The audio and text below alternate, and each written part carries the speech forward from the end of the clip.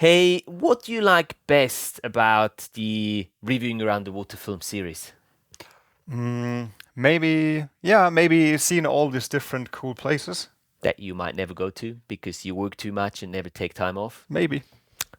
Pretty damn sure, yeah. Well, let's see where we go today.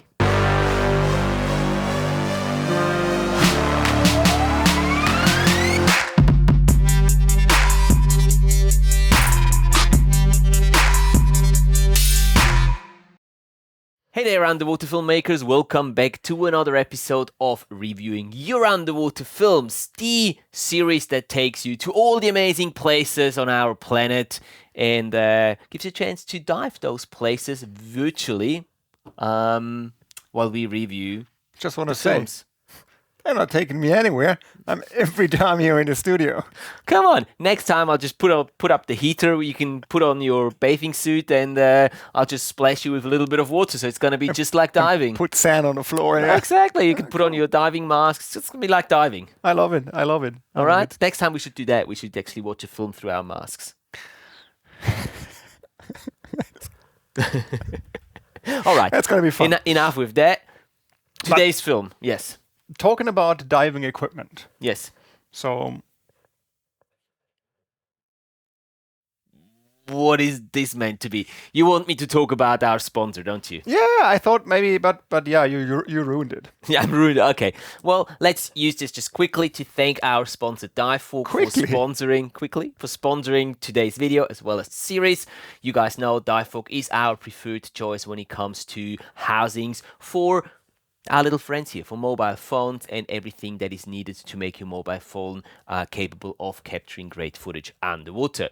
As always, Divefork is offering all of our audience a 6% discount on any purchase you make from the Divefork store, in addition to sponsoring this video. If you want to make use of that and use the great equipment that Divefork makes for smartphones and accessories for smartphones for underwater use the link down in the video description below or the code Matthias Lebo at checkout in the Divefork webshop and you'll be capable of getting that 6% discount. That's as short as we're going to make it today. Pretty cool. I'm not sure if that is what counts as quick, but okay, fair enough. Moving along. Whose video are we watching today? We are watching a video, well, actually a second submission from Pavel. Oh, nice. Hello back. Welcome back, Pavel. And, well, Pavel, is one of those guys putting a lot of information Cool. for us into his email. So I I like will it. just go through it a little bit. Yeah, please. So he was diving at the Sataya Reef Dolphin House Yeah. in the Red Sea, Egypt. And he was using a Panasonic LX15 with red filters and in an iCloud housing. Yeah. And then with a underwater wide-angle conversion lens from AOI, the UWL09. Okay. Yeah, pretty interesting that. And then he was using for topside, he was using a DJI Osmo Action 3. And he was using as well his phone, a Redmi 12 Pro, for some topside footage. Okay. So, yeah, some gear involved. And did you already say where we're going? Yeah, we're going, Dolphin House, Red Sea, Oh. Egypt. No, I must have just switched off for a moment there. Okay. But one thing to mention, he is he owns a freediving school. Yeah. So this video will include some, will be about freediving as well at the Dolphin House. Excellent. So, yeah. See, that's what I like about this series. It introduces me to other underwater activities than If you just listen. diving. Yeah. Yeah, exactly. If I listen. Okay, let's listen and watch Pavel's Alright. video. Nejvíc se mi líbilo, když mě asi delfíni vzali mezi sebe, protože to byl fakt úžasný zážitek. Úplně to předčilo moje očekávání.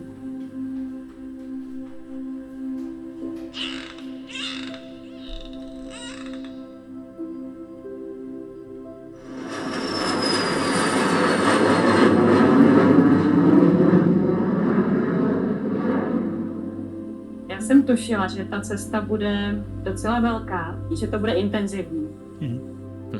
Těžko se to dává do slov, ale pro mě asi to nejkrásnější na setkání s delfíny bylo to, že jsem párkrát skutečně zažila ten pocit, že oni chtějí tu interakci. Ne, že bych já je naháněla, nějaké jako otravovala, ale že si oni vlastně přišli pro ten kontakt. To byla vlastně obrovská podsta.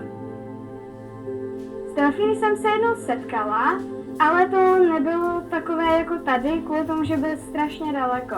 Ale tady byly blízko a bylo to naprosto boží.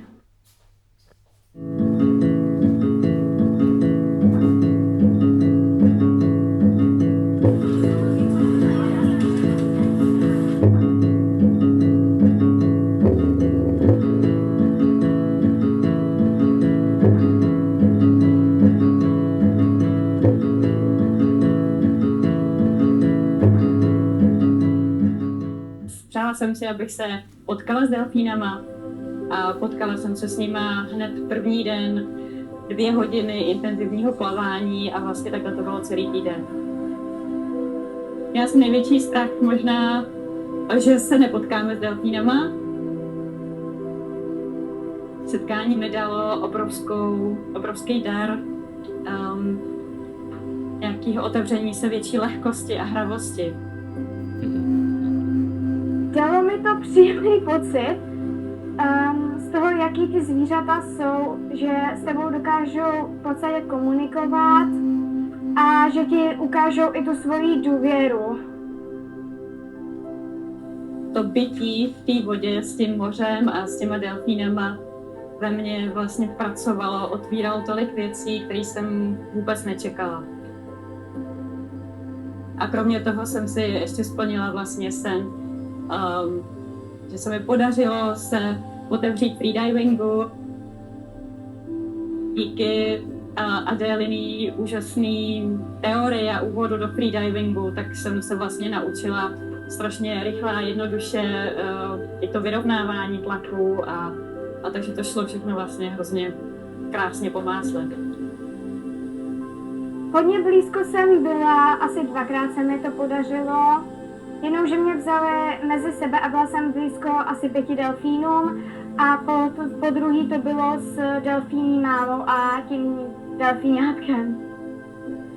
Z toho hejna se oddělil jeden, který připlával jakoby přímo ke mně a vzal si mě, jakože, že opravdu se začal kolem mě točit a bylo to taková ta přímá výzva k tomu, pojď si hrát. A že to bylo takový přímý oslovení od toho delfína směrem ke mně. Cool.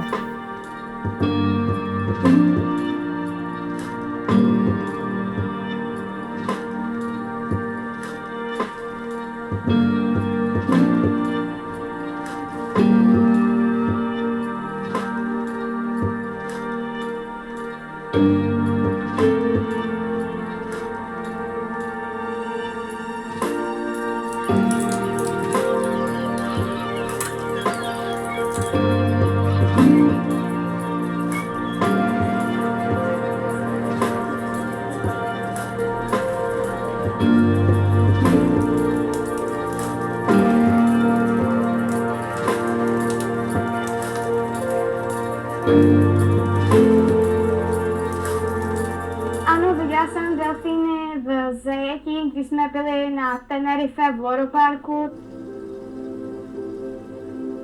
Ta show vypadala skvěle, ale když si potom vezmeš, že ty delfíny jsou v malém prostoru, tak to není zase už tak super. Je to o tom, jestli my se na ně vlastně naladíme nebo ne. Jsem přesvědčená o tom, že vlastně na tom moři můžeme opravdu si procítit právě to, jestli oni skutečně chtějí nás kontaktovat nebo ne a nejsou k tomu nucený. Je lepší s ním být na tom otevřeném moři, protože mají tu volnost. Mají volnost ode mě odejít, když prostě budou chtít. Kdyby byli v malém prostoru, tak by nemohli. I kdyby se mě třeba báli, nechtěli by být v té mojí přítomnosti. Doporučuji, abych tuhle cestu úplně z celého srdce a všema 10 a nemůžu jinak, než ji doporučit.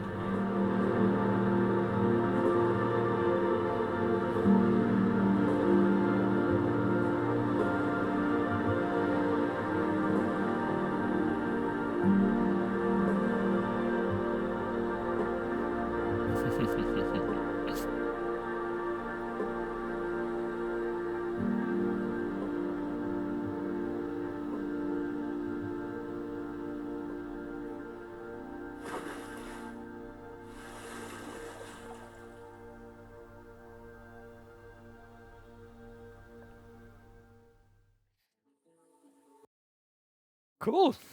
Nice.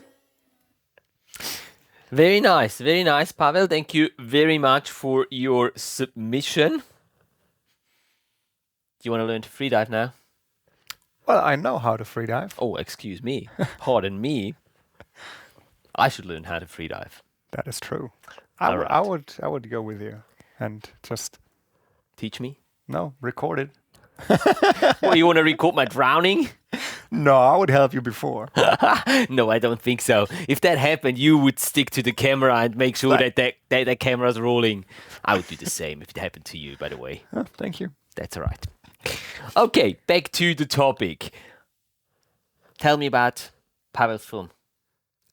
Well, actually, pretty cool. No, really cool. I mean, we had a story. Yes, we do. We had great shots in there. Yeah, agreed. I'm not sure if it was intentional or if it just happened during the progress, but we had a message in there. Yes. And yeah, pretty cool. I think it's rather on the long side. What was that, like 6 Yeah. 6.5 minutes? Yeah. Yeah, but it's interesting. Mm-hmm. And yeah, with the narration or with the interviews, it's like you follow along and you listen to their story. Yeah, I really enjoy that part, Pavel, where you're using the statements of the people you interviewed as a baseline for your story and to tell the story. And I mean, this probably is aimed as a promotional video for your future trips, which does a great job for that. It really shows what to expect on such a trip, narrated or told by some participants that have been on such a trip for you. So it's not like you telling potential customers what to expect, but it's customers that have already been with you on such a trip talking about their experiences. Very powerful, great way of marketing a trip that way. And I think you've done it very nicely in this video. I really enjoyed this. Sorry, go ahead. Sorry, I don't want to interrupt you. Yeah, I was just gonna say I do agree on the length. I think it is a little long. It's not a dramatic thing because it has a message in the story and it keeps people engaged. But there were a few statements that were kind of repetitive, and also some of the B-roll was kind of repetitive. Some of the B-roll, even though you have some great shots in there were some shots that were sub-ideal. And you could keep some of these shots out, crop down the core message of your interviews, and then make it, I don't know, maybe 2 minutes less.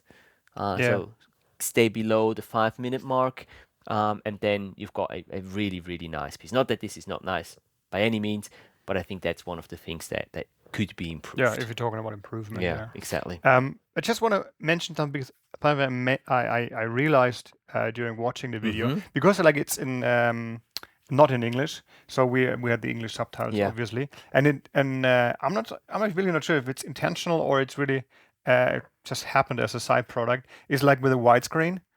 It is really cool with the subtitles. They're not in any way of the footage, but at the same time, like the lower third, where he writes the name of his interviews or his guests, is in the frame, yeah. which is really, really nice. Yeah, cool. Yeah, good use of the graphics and good use of that space, if you want to put it that way, when you do go into those cinema bars and use them. And I like cinema bars. That's a nice inclusion in this piece here as well, especially if you're doing then the subtitles. They normally end up in, like when you watch a movie in the cinema, right? The subtitles are normally in those the cinema bars in the black part, the bottom, and I really enjoyed it. Yeah, it's easier to read and it's not disturbing any of the footage. Yeah, well done. Talking about improvement. Yes. I would have one or the other point to mention. Enlighten us, please. I want to start with the sound, and I know it's very difficult to do at any place outdoor to do an interview, especially on a liveaboard. It's even more complicated, and I'm not sure how much you did already in modifying it and changing it. But I think, or I had the feeling, it was recorded in a room. It has some hall to it. It it's missing something. You know what I mean? Yeah, it's missing some volume. Volume, yeah, very good. Yeah, very good, Matthias. Well, it must have been one of the. It must be one of those days for me today. Yeah, exactly. It's like, it's missing that. Yeah, I agree. I suspect that, Pavel, that there was quite a bit of background noise with like waves. Maybe there was noises from other people on the boat. Maybe there was an engine or a compressor running or anything that could be heard in the voice recording, in the audio recording. And I suspect that you were trying to get rid of all that unwanted noise in the background, and the quality of the spoken audio suffered a little bit through that.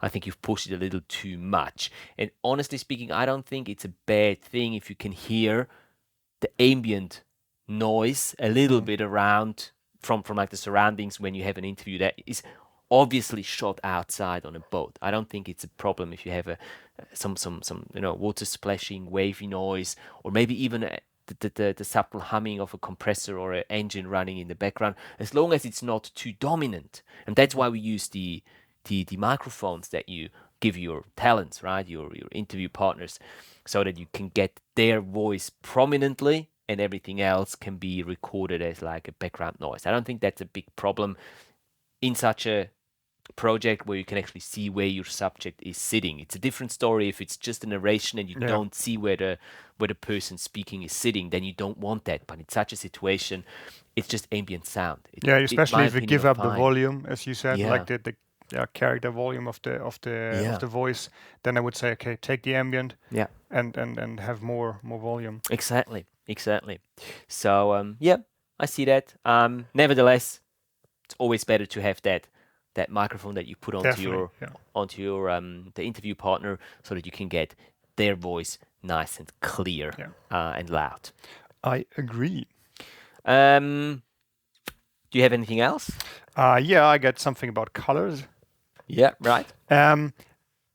Again, I'm not sure if it was intentional, but I have the feeling the colors looked a bit washed out. Yeah, I did too. But it's like topside and underwater. And I remember that, well, there's this one turtle shot, or like there's several turtle shots, where you see there's a lot of light. So there must be more. There must be more. Yeah. Like more color, more everything possible. And so I think it was more intentional to keep it in that look. I'm not sure. Could be. If it was, I would rather give it a little more saturation, a little more contrast. Bring out the colors a little more. I agree. I think it might have been intentional because, as you were saying, it is a uniform look. Yeah. It is across the entire film. It's not just the underwater or the topside. It's actually on both parts of the film. You can see the same kind of look. And I agree. I think I would like it better to have a little more contrast saturation. Yeah, I know nowadays a lot of Instagram stuff. You have like this desaturated and looks often in comparison or additional to like an orange and teal look, something like that. And then you get out this washed out colors. But it's like, I think for that kind of video, it doesn't any good for it. It would be nicer if you have more contrast, more saturation on it. Yeah. Agreed.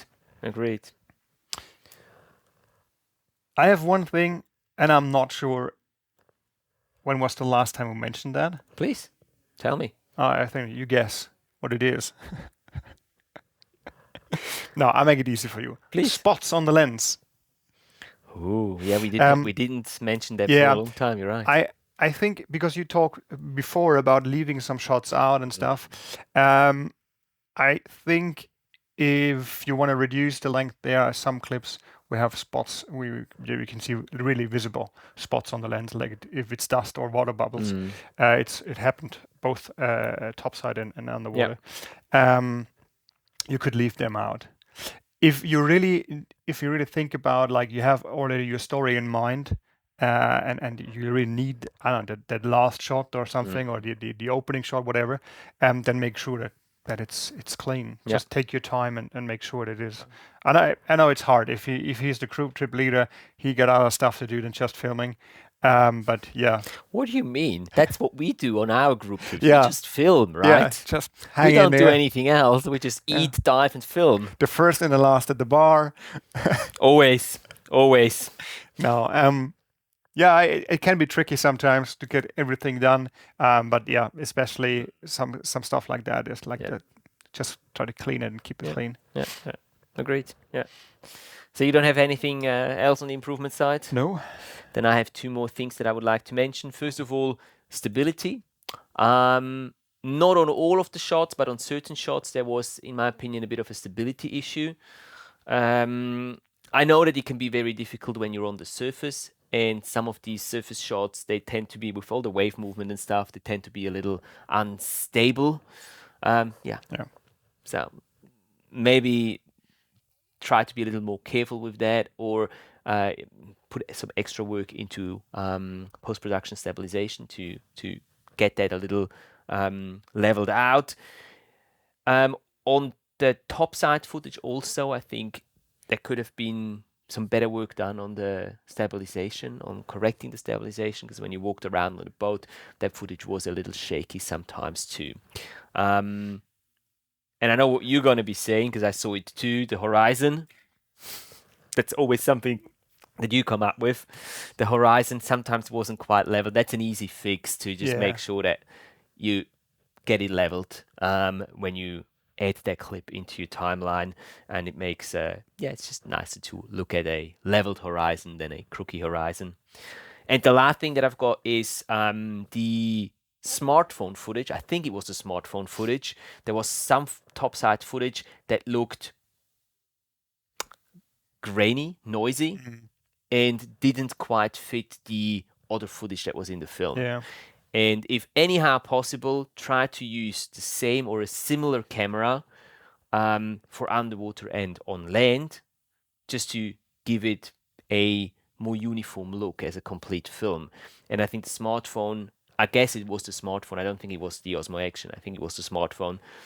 Just for some reason, maybe the small sensor or whatever it was, that the footage just didn't look quite as good as with the other cameras. Well, that's the other thing that I've got there. Cool. Well, it was my time last week. It's yours that week. I get to sum it up. Yes, sir. Excellent. So again, thank you, Pavel, for your submission. Really enjoyed that film, and I think, or we think that it's a great thing that you do with these workshops for free diving. They look like a lot of fun, and I'd actually be happy to join one of those workshops and learn how to free dive at the same time while Sebastian records me how I nearly drown. So what we really liked about your submission is the style that you chose with using interviews as a baseline for the story that you told. I've really enjoyed that. That's something that I like to do a lot for my trips, or like sort of when I come back from a trip and use the footage. And we also think that you've got some really interesting B-roll shots with the dolphins, the interactions of the dolphins with your free diving students and the people being on that trip. That was really, really nice, and we enjoyed that. Things you might work on, or we suggest you work on, is the overall length of the film. I think a little shorter would be better. Still okay, still in acceptable limits, but if you can push it down to 5 minutes, cut out a few repetitive shots and statements from the participants, that would be even better in our opinion. The stability, just be a little more careful with how stable your footage is and correct that crooked horizon, and be a little more deliberate on the color grading. Maybe you were deliberate, but then it just wasn't our taste. If you wanted to go for that desaturated look, by all means, that's absolutely fine and up to you, but I would have not chosen that look for the film. So maybe just think a second time before you go for such a decision, and try a different look to see how that would affect the overall film as well. That's it. Again, thank you, Pavel, for your submission. I hope we were able to give you some insights and some tips from this review, and I hope that everyone else out there is benefiting from this review as well and can take something home for their next underwater video project too. Anything else? Well, you will link Oh yes, of course. I will link. Pavel's video in the description down below. And his channel too. Perfect. So you guys can go over there and watch the other content that he's got on there. And if you have a video you want us to review, Then send us an email to contact@matthiaslebo.com. Put the link to your video in the email and a little description, like Pavel did, like the dive site, camera used, lights used, anything special, anything interesting for us and the audience. Yeah. And we're looking forward to reviewing it on the channel here. absolutely do so. Excellent. Thank you so much, guys, for sticking with us and for your time. And we will see you back here Next week. in the studio. And we can hopefully take you on to another adventure somewhere around the world for another reviewing you around the water films. Thanks for watching, guys. Have a great week. And we'll see you next Thursday. Bye-bye. Bye.